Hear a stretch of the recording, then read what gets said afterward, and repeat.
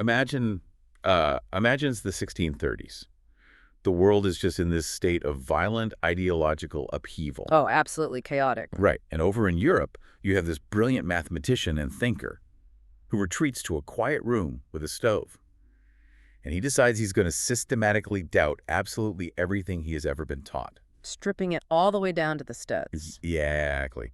He strips away all the religious dogma, all his cultural assumptions, traditional authority, all of it.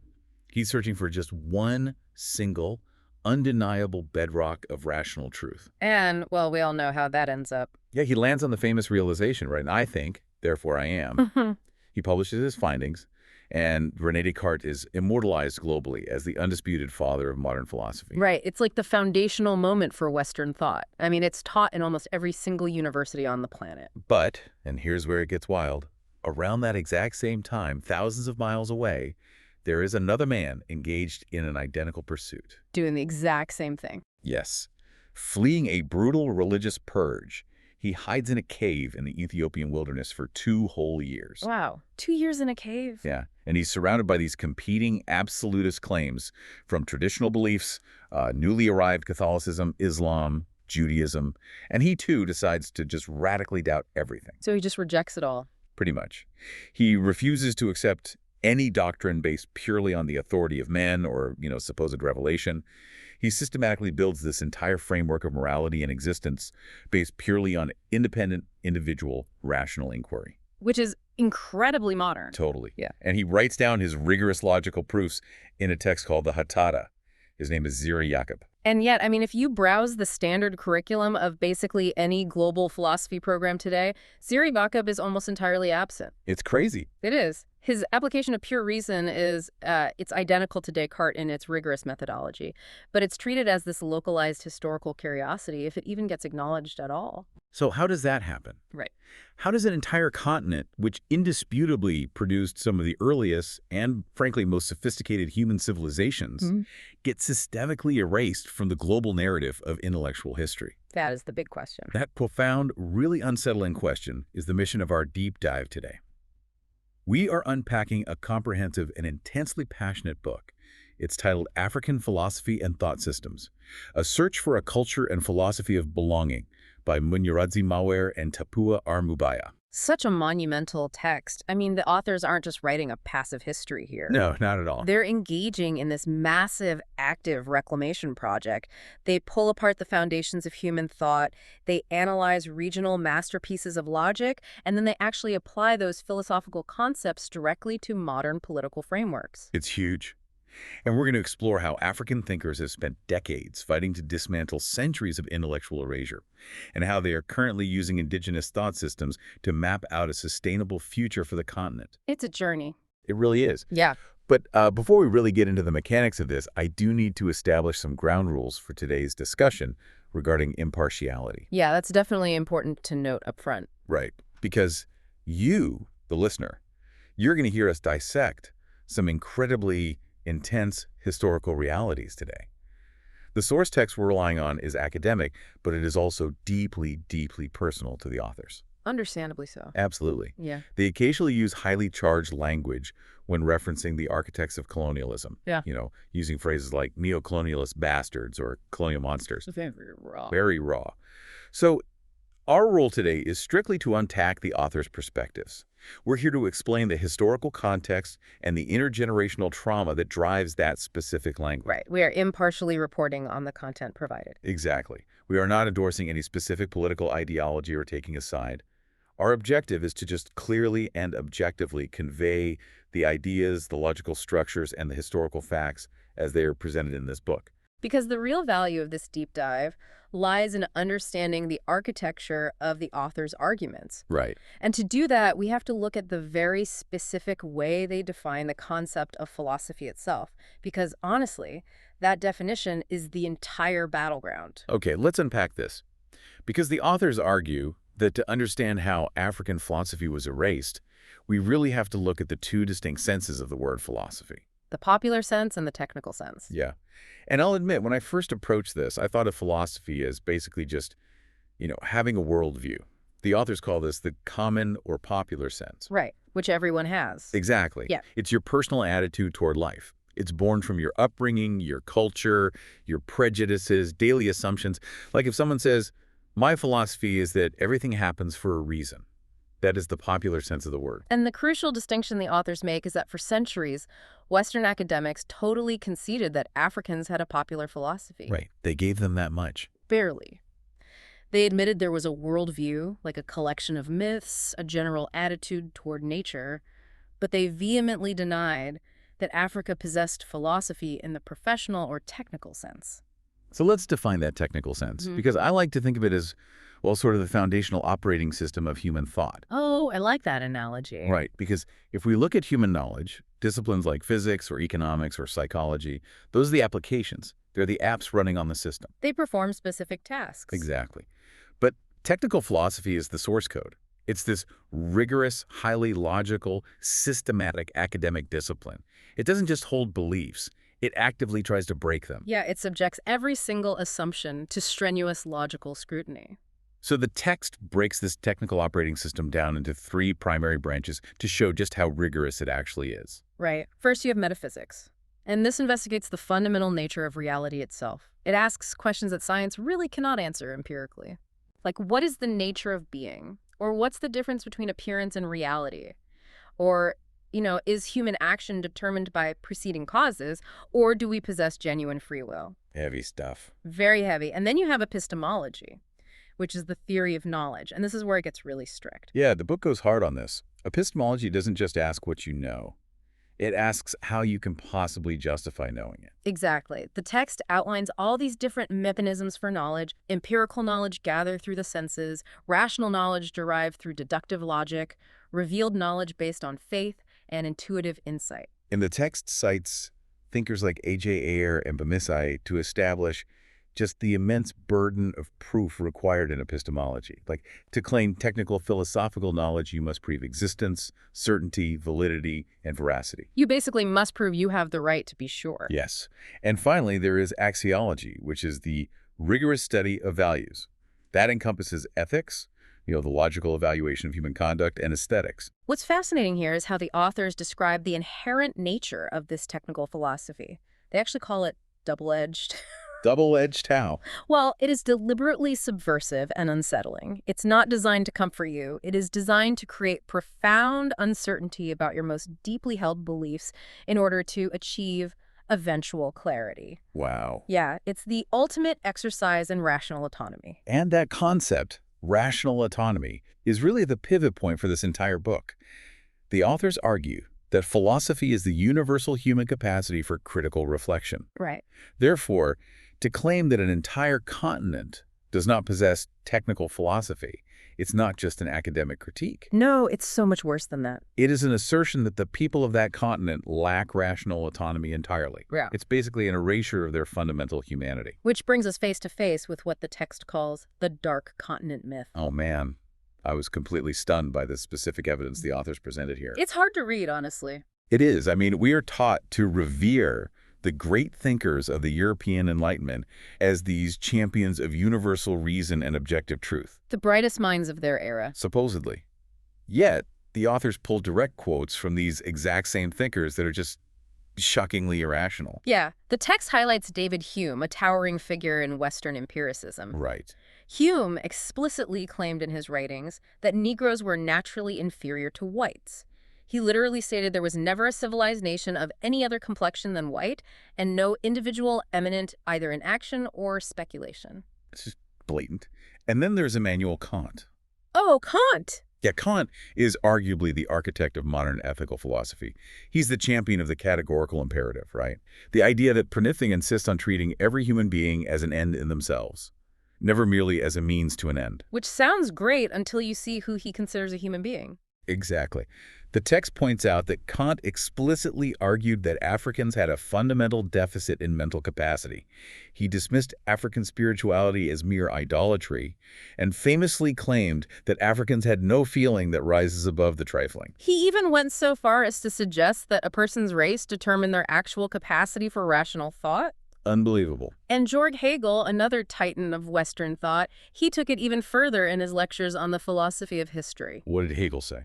Hegel declared that Africa is no historical part of the world. No historical part of the world. Literally. He argued that the continent had no movement or development to exhibit, and that the African lived in a state of uniform, undeveloped oneness, completely lacking consciousness of any higher objective existence, like God, law, or the state.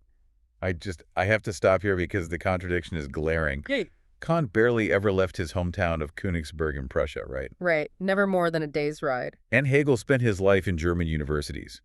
These men built their entire reputations on demanding empirical evidence and rigorous logical deduction. Yes. How could they, without ever setting foot on the continent, systematically write off the cognitive abilities of millions of people and still have it accepted as elite, peer-reviewed philosophy? Well, because, as the authors painstakingly analyze, it was never actually about scientific inquiry. It wasn't. No, it was an ideological utility.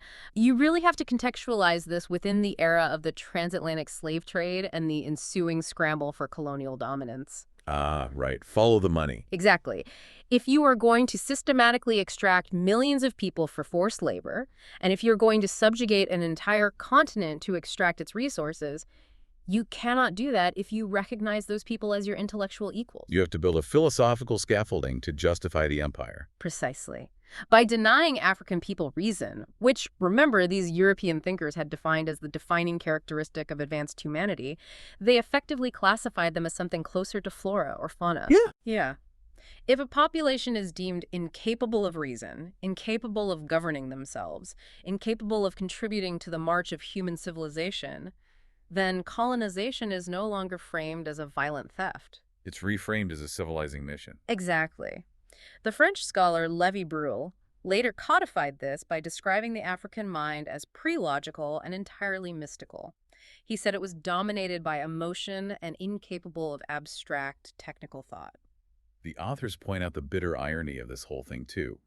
While Hegel is lecturing that Africa has no history, archaeological evidence would later unequivocally prove that Africa is literally the cradle of mankind. Right, the evidence is undeniable. The text cites the 3.5 million-year-old fossil Lucy found in Ethiopia, and the Homo habilis remains in Tanzania's Olduvai Gorge. So the continent that birthed human consciousness was being actively stripped of its intellectual history. And the authors devote significant time to the psychological devastation this ideological campaign caused. I can only imagine. When the dominant global educational, political, and economic systems constantly reinforce the narrative that your culture is devoid of rigorous thought, it creates a phenomenon the text describes as mental slavery. Mental slavery. Yeah.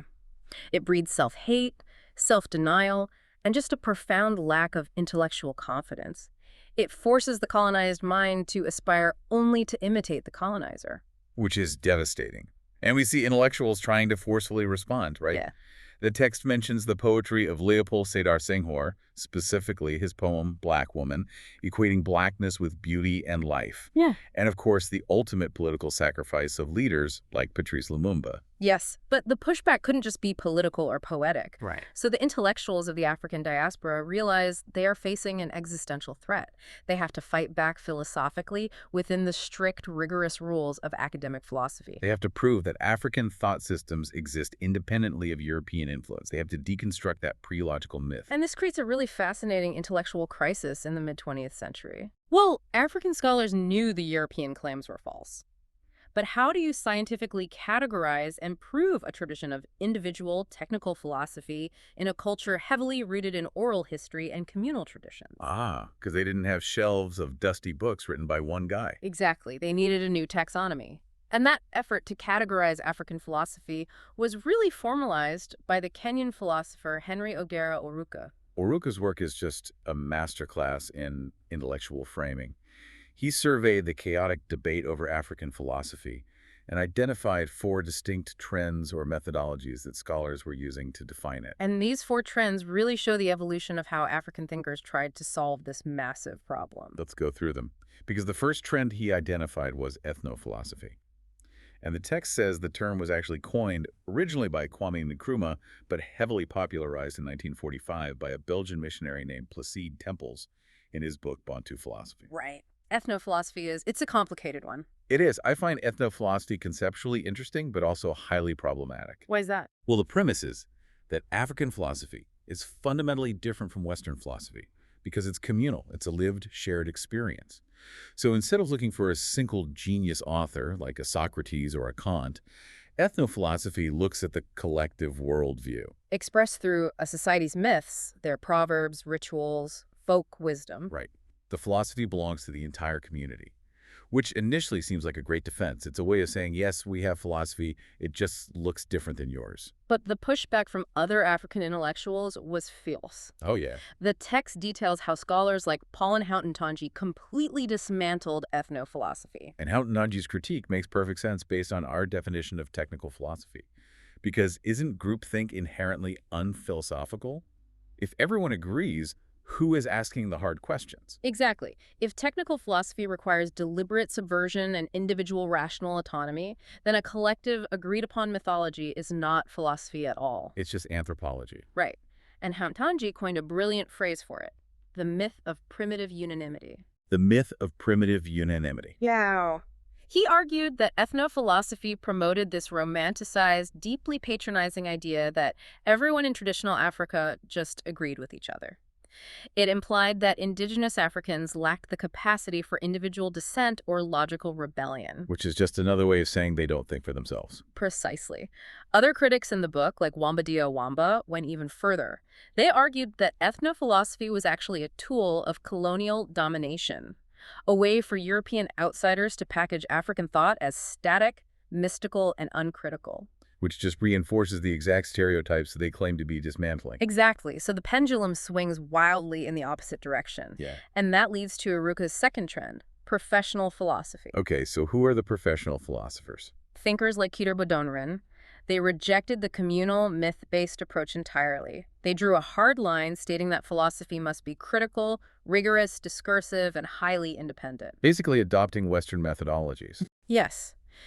They argued that to be taken seriously on the global stage, African philosophy had to utilize the exact same universal, rigorous methodologies as Western philosophy. But didn't the professional philosophers immediately face their own intense backlash? Oh, absolutely. Critics within the text point out a fatal flaw in this approach. Which is? Well, by demanding that African philosophy play purely by Western Eurocentric rules, these scholars were inadvertently essentializing Western rationality as the only valid form of universal logic. Ah, so they were just copying the homework. Pretty much. They were accused of simply copying and pasting foreign frameworks, rendering their work completely irrelevant to the actual lived realities and historical struggles of the African continent. That is a tough spot. You have ethnophilosophy, which is accused of being a static, uncritical fairy tale. And you have professional philosophy, which is accused of being a sterile, Eurocentric copycat. So how do you break that deadlock? This is where Oruka introduces his third trend. And to me, this is the absolute most brilliant mechanism in the entire text. Philosophic sagacity. Yes. Philosophic sagacity. It's the methodological bridge. Oruka hypothesized that rigorous individual critical thinking existed in indigenous Africa prior to and independent of Western influence or illiteracy. But how do you prove that if it's not written down in a book? Well, to prove it, he didn't look at myths, and he didn't look at Western trained academics. He went out and rigorously interviewed individual traditional elders, sages, who had absolutely no formal Western education. Oh, wow. And what I love about this is that Oruka establishes a very strict filter. He makes a vital distinction between an ordinary sage and a philosophic sage. What's the difference? An ordinary sage is someone who is wise, someone who has memorized all the cultural proverbs, who knows the history, and who can recite the traditions perfectly. Right, they are the guardians of the culture. Exactly. But a philosophic sage is something entirely different. A philosophic sage takes that cultural knowledge and subjects it to second-order rational critique. Oh, so they evaluate it. Yes. They don't just accept a proverb because the ancestors said it. They evaluate whether the proverb is actually logically sound. They question the morality of their own culture's traditions. That is huge because Oruka's transcripts of these interviews proved that these individuals were highly capable of logical, independent, and subversive reflection. Exactly. They weren't just reciting culture, they were critiquing it. They were engaging in the exact same rigorous evaluation of ethics and metaphysics as any tenured professor in Europe, just using their indigenous framework as the starting material. It completely shatters the myth of primitive unanimity. Totally shatters it. It empirically proves that independent rational inquiry was alive and well. And that leads to the fourth and final trend Oruka identifies, which is nationalistic ideological philosophy. Right, and this was the highly partisan, intensely political philosophy of liberation leaders, thinkers like Kwame Nkrumah and Julius Nyerere. Their philosophical focus was entirely on the mental and political emancipation of Africa from colonial imperialism, aiming to deconstruct Western dominance and reconstruct an authentic African identity. To serve African interests. So Oruka's four trends really show us how scholars study the thought systems. But the authors of our source text do not just linger on the methodology. No, they want to show us the actual ideas. Right, they dive into specific regional masterpieces of thought to demonstrate the vast, complex diversity of African logic. They completely dismantle the idea that Africa is an intellectual monolith. Which is so important. So let's look at the specific regions the text analyzes, starting with the Horn of Africa and Ethiopian philosophy. This is where we return to Zera Yacob, the philosopher we discussed at the very beginning. Yes. The authors note that Ethiopia has a massive written tradition, preserved in Gia's manuscripts dating back centuries, featuring translations of Greek and Arabic works. But Zera Yacob's 17th century text, the Hatatta, stands entirely on its own. The word Hatatta roughly translates to piecemeal examination or inquiry, and the authors detail the specific mechanics of Yacob's argument. He was living in a highly volatile environment. Very volatile. Various religious sects, traditionalists, Jesuit Catholics, Muslims, and Ethiopian Orthodox Christians were violently clashing, and each one claimed to possess the absolute revealed truth from God. So Jacob looks at this chaos and realizes a fundamental logical problem. If everyone claims their specific revelation is the absolute truth, and they all contradict each other, then revelation itself is an unreliable mechanism for discovering truth. Because people simply believe what they are raised to believe. Exactly. So Jacob employs radical doubt. He decides to trust only the light of reason that exists within the human mind. And he systematically subjects every religious practice to logical scrutiny. The text gives a really fascinating example of this with fasting. Oh, yes. He analyzes the practice of fasting, which was heavily mandated by various sects. And he applies reason, arguing that God created human beings with a biological necessity for nourishment to survive. Right, we have to eat. We have to eat. Therefore, a commandment that intentionally damages the body's ability to survive contradicts the very nature of creation. He concludes that strict dogmatic fasting is a human invention, not a divine law, because it fails the test of rational observation. It's just incredible deductive logic. He does the exact same thing with monasticism and celibacy, arguing that the biological drive for reproduction and companionship is woven into the fabric of existence, so outlawing it is inherently illogical. It is an incredibly modern, rationalist deconstruction of dogma. And yet, while Descartes gets globally taught as the father of modern philosophy, Zera Yacob is ignored in global curricula. This raises an important question for you, the listener, to consider. How is history curated? Who decides what gets left out? Right. Furthermore, the text points out that Jacob's disciple, Waldehewat, took his rationalist framework and synthesized it with traditional Ethiopian thought to address practical, daily social problems. Which completely invalidates the assumption that African thought was isolated. It was a dynamic, synthesizing force capable of critical evolution. Absolutely. And from the Horn of Africa, the authors then shift our focus north to Kemet, to the ancient Egyptian philosophy of MAT. Now, we often conceptualize Egyptian history purely through the lens of engineering, the pyramids or mythology.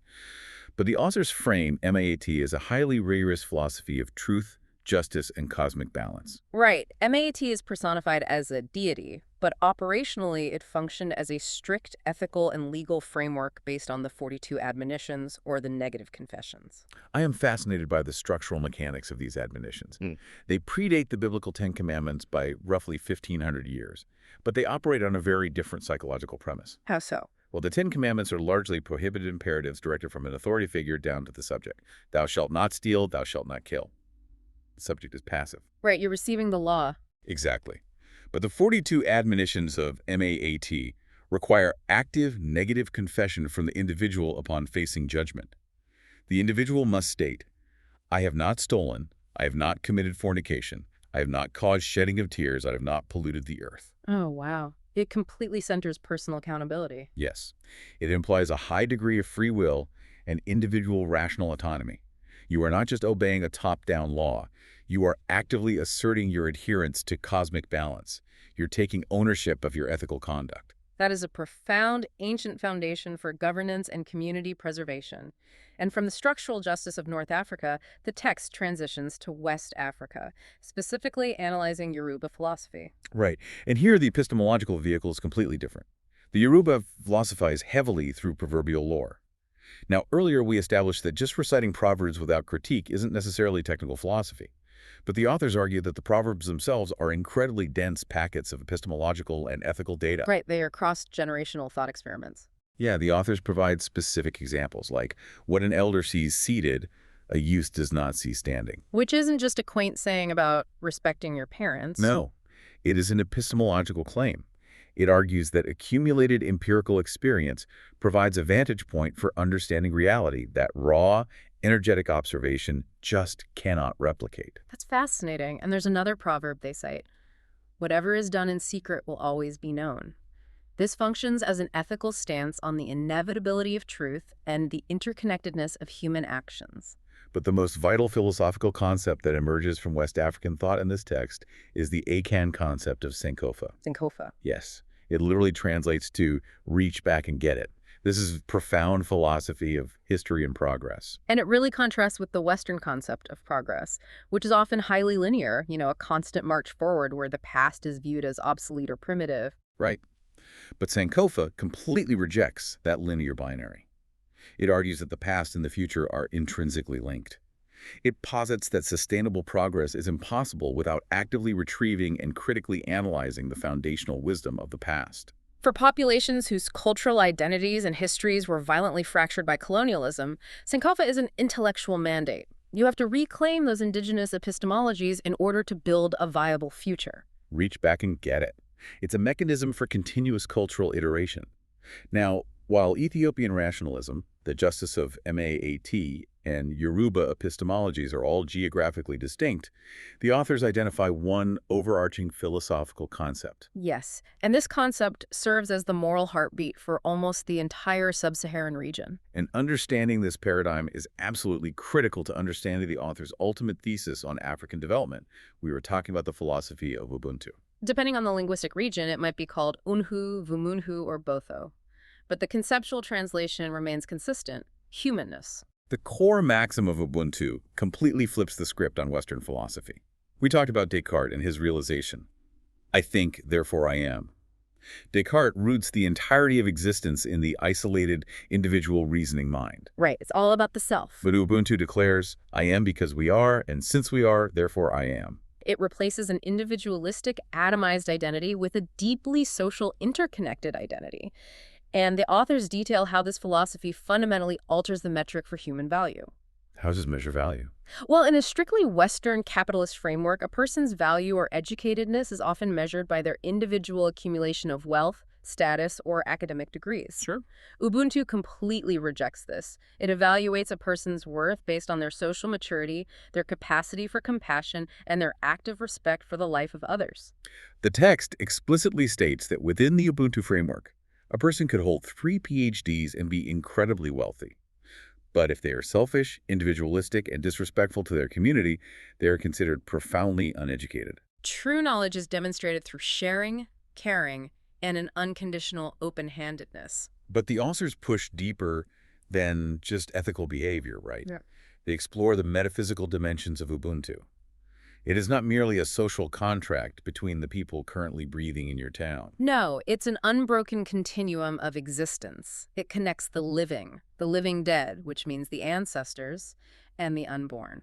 This concept of the living dead is vital to understand. It isn't just a spooky supernatural belief in ghosts. It functions as a powerful structural mechanism for intergenerational accountability. Right, because if the ancestors are conceptualized as active, observing participants in the community who must sanctify decisions, you cannot make choices that benefit you today but destroy the community tomorrow. And because you're also accountable to the unborn, you are bound by a profound environmental and social responsibility. It creates a framework for conflict resolution that goes far beyond a simple legal settlement. Right. If a crime is committed, true reconciliation cannot just be between the victim and the offender. The invisible ontology has been disrupted. The harmony of the entire continuum must be restored, so it focuses heavily on restorative justice, rather than merely retributive, punitive justice. I try to conceptualize this using modern frameworks. Ubuntu operates very much like an open-source software project. Oh, that's a good comparison. Right. And that isn't just a neat metaphor. The massive, globally used Linux operating system, Ubuntu, was literally named after this exact African philosophy by its South African founder. That's incredible. Yeah. In an open-source system, the code is freely shared, anyone can contribute, and the security of the system relies on the collective vigilance and cooperation of the community. It's a really strong analogy, but it also opens the door to the most rigorous critiques of the philosophy, which the authors of the text address very impartially. Exactly, because my immediate pushback is this. Open source relies on the goodwill of the community. But what happens when malicious code like a bad actor enters the system? Right. In a hyper-competitive, global capitalist market, doesn't the philosophy based on unconditional sharing and open-handedness just make you incredibly vulnerable?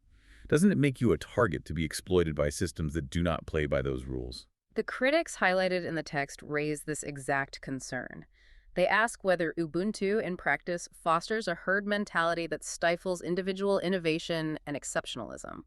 If the group is paramount, does the nail that sticks out get hammered down? Which is a valid question. And furthermore, critics point to the tragic reality of xenophobic attacks in places like South Africa as evidence of the failure of Ubuntu. If I am because we are, what happens when the we is narrowly defined and outsiders are violently excluded? There is also a historical critique that the authors tackle regarding authority. Does the profound respect for elders and communal authority embedded in Ubuntu create a population that is inherently submissive? Right. The text explores the argument that colonial powers actively weaponize this trait. They use divide and rule tactics to co-opt local leaders, knowing the community would follow the authority figure. Those are strenuous critiques. So how do the authors defend the viability of Ubuntu in the modern era? Well, they don't rely on theory. They point to its immense transformative application in modern history. The supreme example is how Nelson Mandela and Archbishop Desmond Tutu utilized Ubuntu to navigate the end of apartheid. Ah, the Truth and Reconciliation Commission. That is the ultimate test case for Ubuntu. After decades of brutal systemic oppression, the Western instinct might be a bloody, retributive purge of the oppressors. But Mandela and Tutu argued that under Ubuntu, the oppressor's humanity is intrinsically tied to the humanity of the oppressed. Wow. When you strip another person of their dignity, you dehumanize yourself. Therefore, the liberation of South Africa required liberating both the oppressed and the oppressor from the cycle of violence. So the focus shifted to truth-telling, amnesty, and restoring the social fabric. It proved that Ubuntu is not a philosophy of submissive weakness. It is a framework requiring immense, almost incomprehensible moral strength and resilience. And the authors also point out how Ubuntu is actively being deployed today to patch the vulnerabilities of modern capitalism. How so? It's being integrated into, it was spearheaded by Francophone intellectuals like Aimé Césaire, Leopold Sédar Senghor, and Léon Damas. And the authors describe Négritude as an anti-racist racism. Which sounds like an oxymoron. It does. But these scholars were living in the heart of the French Empire, surrounded by an assimilationist policy that demanded they abandon their African identity to become civilized Frenchmen. Right. Négritude was a visceral, poetic, and philosophical rebellion against that. They embraced the very blackness that colonialism tried to denigrate. They utilized Marxist critiques of imperialism to celebrate the emotional, intuitive, and rhythmic qualities of African culture. But the text notes that Négritude eventually faced severe criticism from other African thinkers. Yeah, the Nigerian Nobel laureate, Soyinka, famously mocked it. He argued that a tiger does not need to proclaim its tigritude. It simply acts like a tiger. Which is a great line. Critics argued that by embracing the idea that Africans were primarily emotional and intuitive, Négritude was accidentally reinforcing the racist, pre-logical categories created by people like Lévi-Brühl. It remained trapped in Caucasian conceptualizations of race. Exactly. But while it had its philosophical limitations, the authors acknowledge that Négritude provided the crucial emotional and intellectual groundwork for a much more comprehensive political ideology. Pan-Africanism. Pan-Africanism.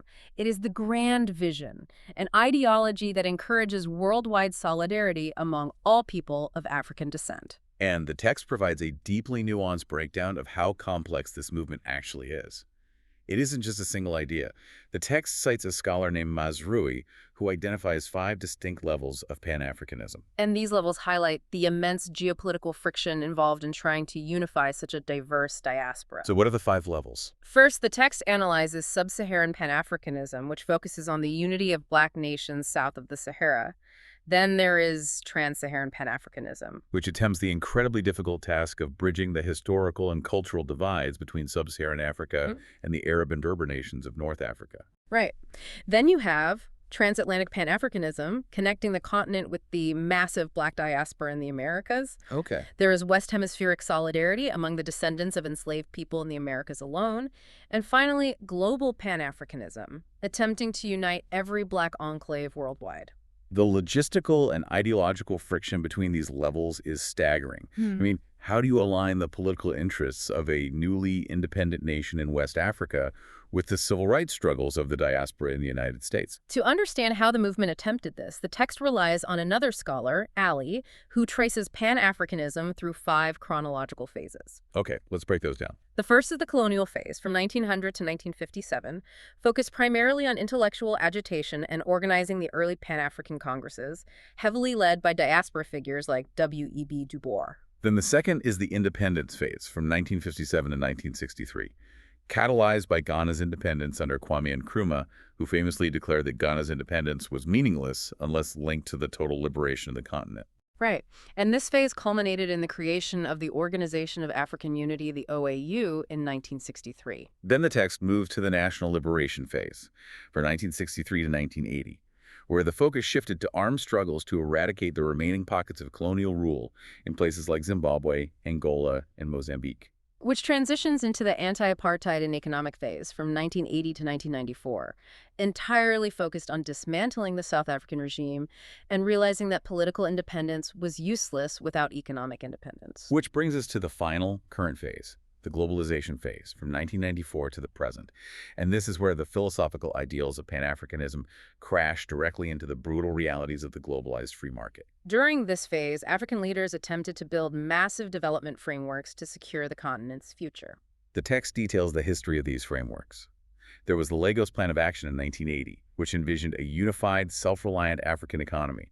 Then came the Abuja Treaty in 1994, which set an ambitious 34-year timetable to create a single African economic community, complete with a single currency by 2027. But the authors are unsparing in their critique of how these frameworks evolved, specifically when comparing 2 major initiatives of the 21st century, NEPAD and Agenda 2063. The analysis of NEPAD, the New Partnership for Africa's Development, adopted in 2001, is incredibly sharp.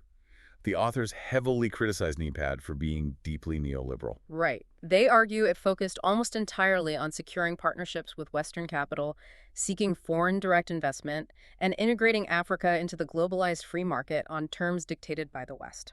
The fatal flaw of NEPAD, according to the text, is that it completely ignored indigenous African culture and social theory. It treated African values like Ubuntu or philosophic sagacity as quaint historical artifacts rather than active, functional engines for modern development. By relying on imported Western economic models, it failed to address the root structural inequalities of the continent. Conversely, the authors position Agenda 2063, which is subtitled The Africa We Want, adopted by the African Union in 2013, as the necessary corrective. Agenda 2063 is framed as a truly endogenous 50-year strategic framework. It aims for a united, prosperous Africa by the centenary of the OAU in 2063. What makes Agenda 2063 different, in the eyes of the authors, is that it theoretically relies on the African Renaissance, self-determination, and the utilization of homegrown epistemologies.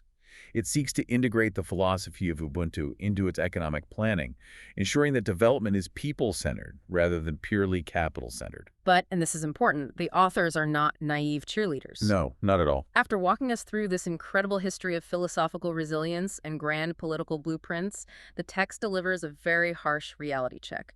They bluntly state that the history of regional integration in Africa is a story of frustrations. The story of frustrations. Despite the brilliance of the philosophies and the ambition of the treaties, the authors point squarely to the operational failures. They highlight a chronic lack of political will among national governments, who are often reluctant to cede sovereignty to continental bodies. They point to severe resource deficits and a profound dearth of visionary, transformative leadership. They also use a great descriptive term here, the spaghetti bowl of competing regional institutions. The spaghetti bowl. Yeah, you have the AU, ECOWAS in the West, SAT in the South, the EAC in the East. They all have overlapping jurisdictions, conflicting mandates, and redundant bureaucracies that paralyze unified action. So as we reach the culmination of the author's massive sweeping analysis, what is the ultimate conclusion? Right. The core takeaway is a profound warning. Africa cannot achieve genuine, transformative, and sustainable development using imported neoliberal Western models. Because you cannot use the operating system that was historically designed to extract your resources to sustainably build your future. Exactly. The text argues that development must be a holistic process. It cannot just be measured by GDP. It must ensure the overall well-being of the population, utilizing the total environment, spiritual, social, and physical. For development to succeed, it must be anchored in homegrown philosophies like Ubuntu and the active solidarity of Pan-Africanism. It requires a fundamental decolonization of the mind and a profound reliance on indigenous epistemologies. It's an enormous task. We have covered an immense amount of ground today. We started by examining how the universal operating system of human thought technical philosophy was weaponized by thinkers like Kant and Hegel to erase African rationality and justify subjugation. And we explored the rigorous fight to reclaim that intellectual history, marveling at how Odera Oruka used philosophic sagacity to prove the existence of independent African logic. We analyzed the brilliant rationalism of Zira Jacob Satata, the ancient structural justice of MAT, and the complex epistemology of Yoruba proverbs. We navigated the metaphysical continuum of Ubuntu, seeing how it centers profound social responsibility. And finally, we tracked how these indigenous thought systems birth movements from Négritude to Agenda 2063 as a continent struggles to map out an autonomous, sustainable future. The entire journey is a testament to incredible, enduring intellectual resilience. It proves that the search for a culture and philosophy of belonging is not just an academic exercise. It is the prerequisite for survival and progress. It absolutely is. And to you, the learner, thank you for joining us on this exhaustive and profound deep dive. We hope you are walking away not just with a list of historical facts, but with a fundamentally expanded understanding of the diverse, deeply interconnected ways humanity perceives existence, logic, and morality. As we officially wrap up, I want to leave you with one final thought to mull over, building directly on that Yoruba concept of Sankofa, reach back and get it. We live in an era that is obsessively fixated on the future, constantly chasing the next technological disruption or the next career milestone. But in your own life, in your own hyper-focused pursuit of tomorrow, what vital piece of traditional wisdom, what forgotten past experience, or what foundational relationship have you left behind in the dust? What critical piece of your own history do you need to stop, reach back, and retrieve in order to sustainably build your own future? A vital question to carry with you. That concludes today's deep dive. Until next time.